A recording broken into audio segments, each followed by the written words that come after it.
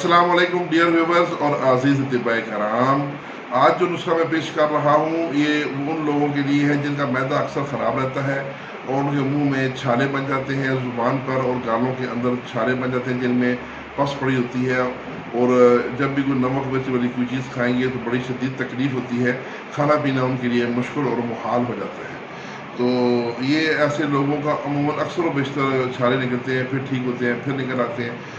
तो उसका बड़ा ज़बरदस्त और आसान सा इलाज ये नुस्खा हमें भेजा जनाब हकीम जावेद भट्टी साहब एडवोकेट ने, जो कि चनियोट से तलब रखते हैं।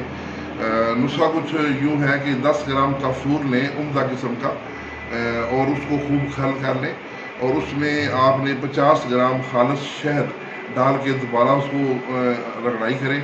जब ये खूब पेस्ट यकजान हो जाए तो ये आपकी दवा तैयार है। इसको किसी मजबूत ढकने वाली डबिया में डाल के बंद कर दें ताकि इसकी खुशबू ज़ाया ना हो।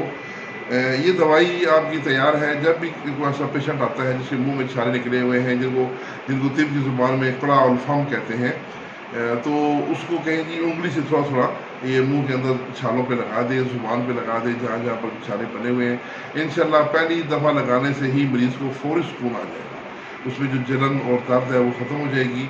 और अगर आप 4-5 दिन लगातार इस्तेमाल करवा देंगे तो मरीज़ मुकम्मल ठीक हो जाएगा इंशाल्लाह। तो ये नुस्खा था जनाब मुंह के छालों का और मुंह पकने का। ये जो है बहुत ज़बरदस्त नुस्खा है हकीम मोहम्मद जावेद भट्टी एडवोकेट साहब का। इसके साथ ही इजाज़त, अल्लाह हाफिज़।